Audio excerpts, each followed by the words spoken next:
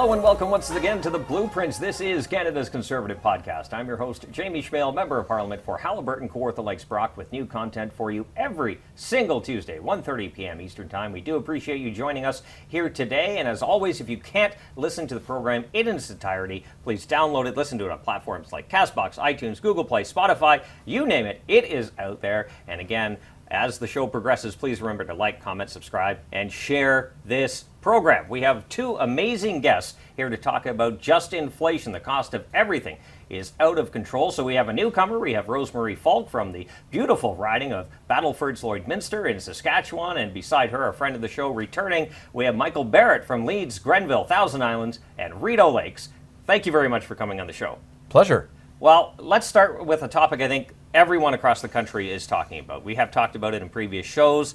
The cost of living is out of control. I got a list here. Fish up 10.4%. Butter almost 17%. Eggs 11%. This is unreal.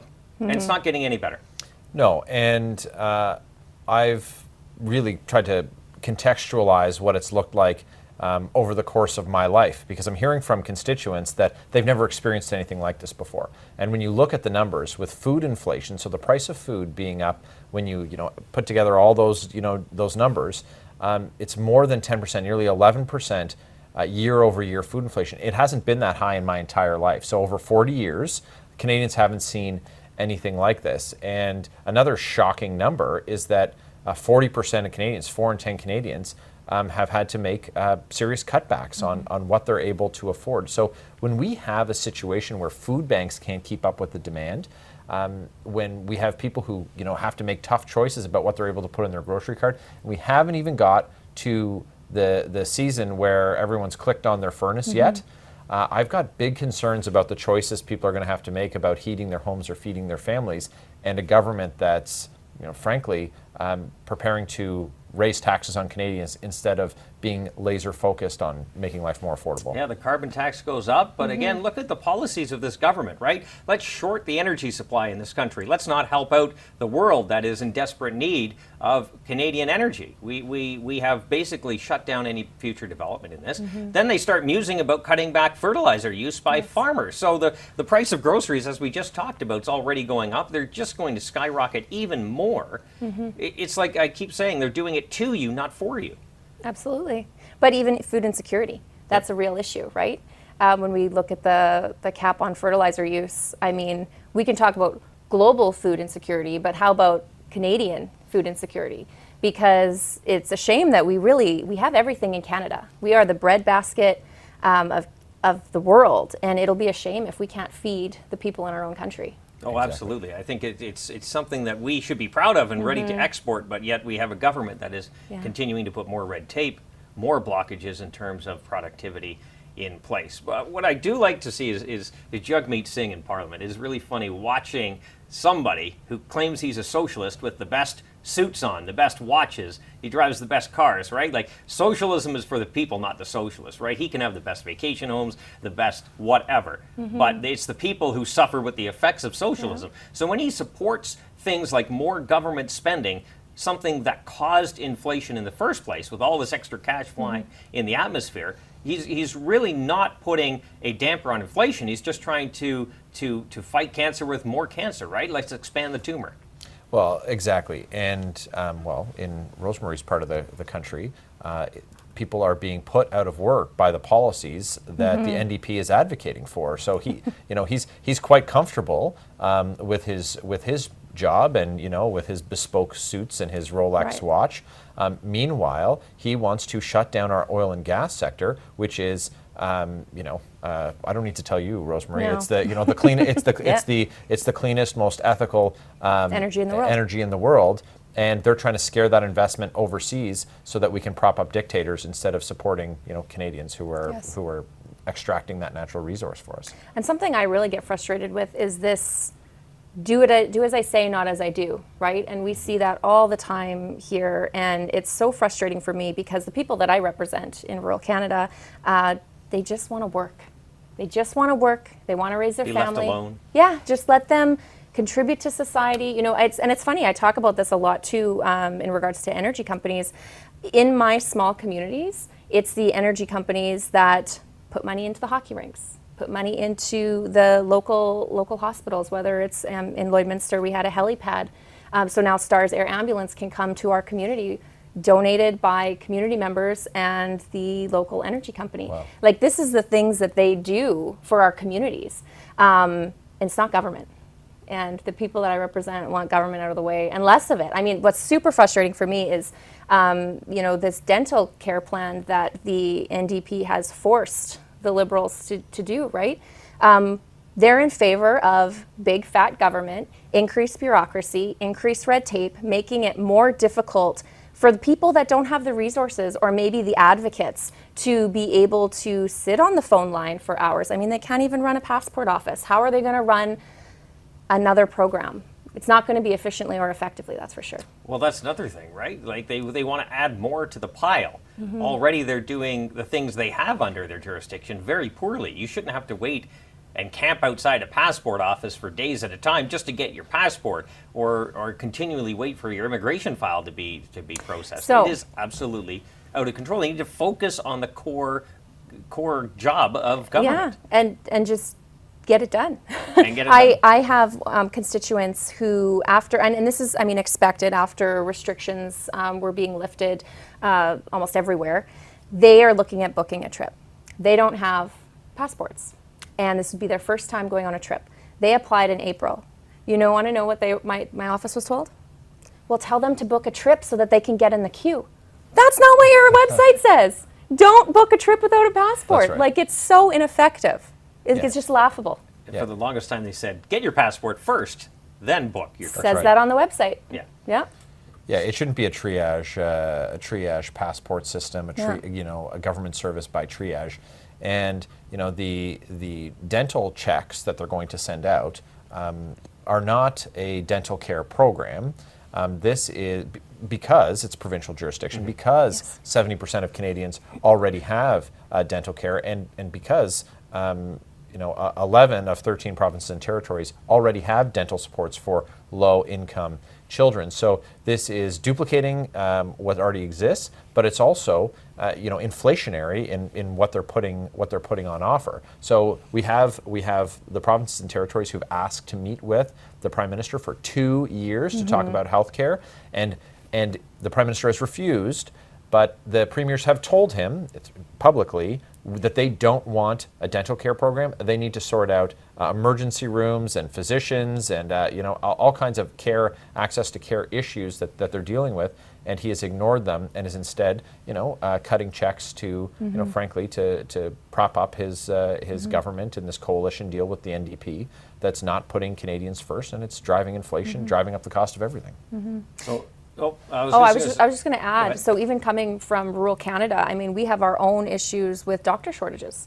When we look at the burnout coming in this post-COVID era on our healthcare system, the frontline workers, whether it's therapists, nurses, doctors, they're just burnt out.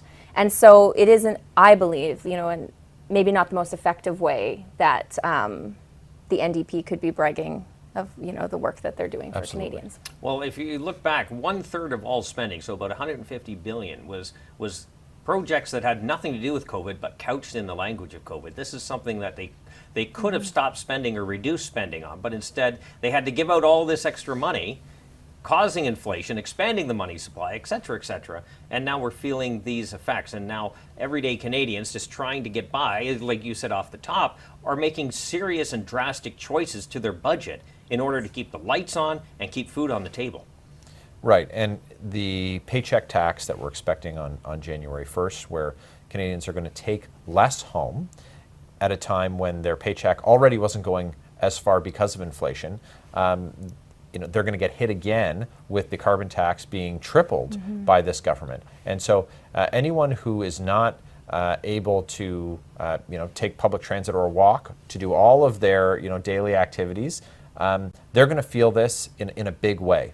People who live in rural Canada who don't have access to public transit, who need their vehicles to get to work, get to medical appointments, get to school, they're going to feel it. But it's also going to drive up the cost of everything from farm to table. Yep. All prices are going to go up, and it's going to punish people, frankly, for just living their lives in one of the world's coldest climates. Heating your home is not a behavior that needs to be discouraged. Canadians deserve better from government than what they're seeing from these Liberals. Oh, absolutely. So the government has decided to come up with some temporary measures, some one-time payments with GST rebates, rent subsidies, just trying to help people. And I don't think there's any disagreement that people need help. People need help. It's out of control. The issue I think we have with it as conservatives, we're going to support it, but I think what we are trying to point out, yes, they need help, but at the end of the day, when the checks are gone, inflation is still there.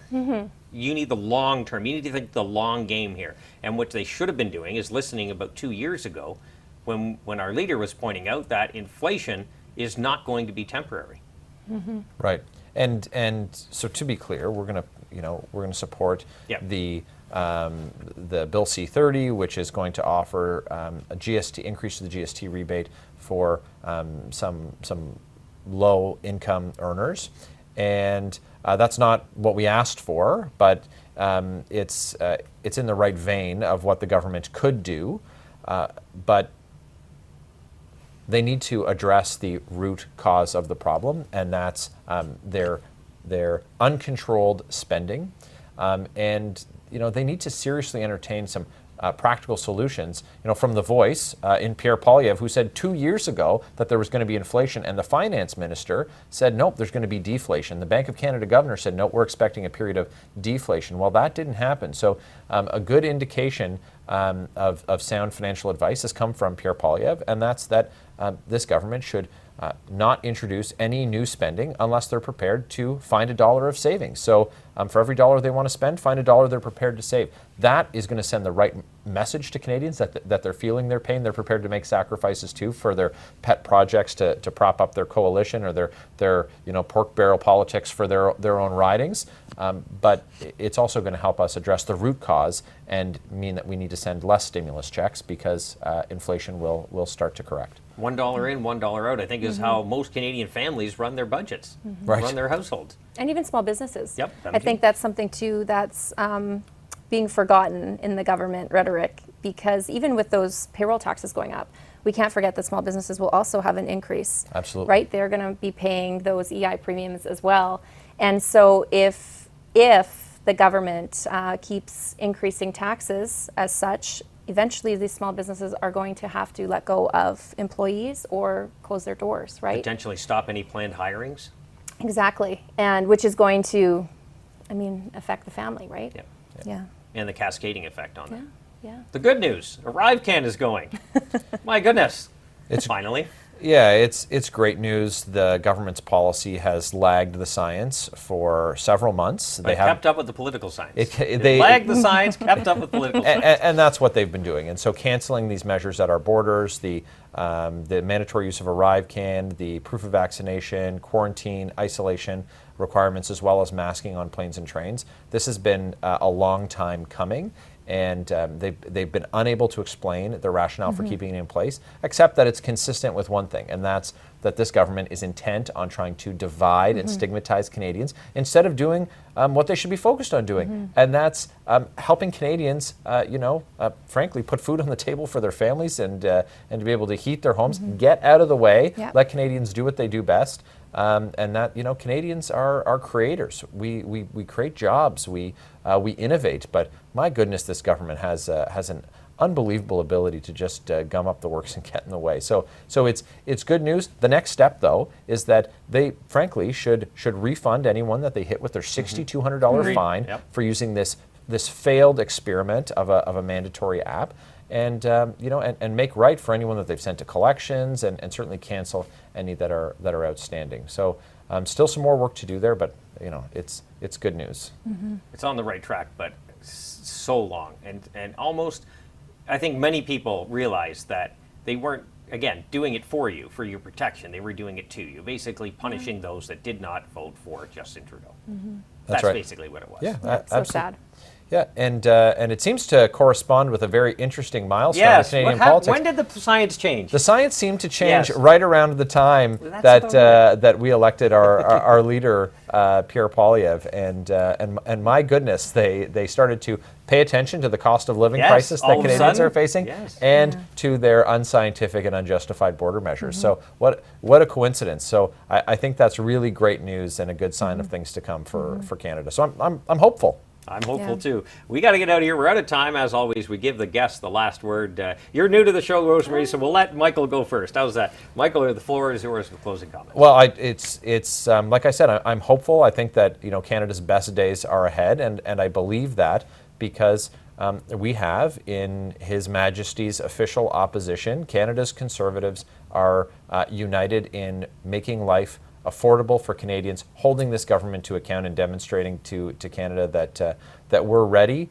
to form government, and they'll in Conservatives they're going to have a government that puts them first. So I'm hopeful. Rosemarie. It is very well said, Michael.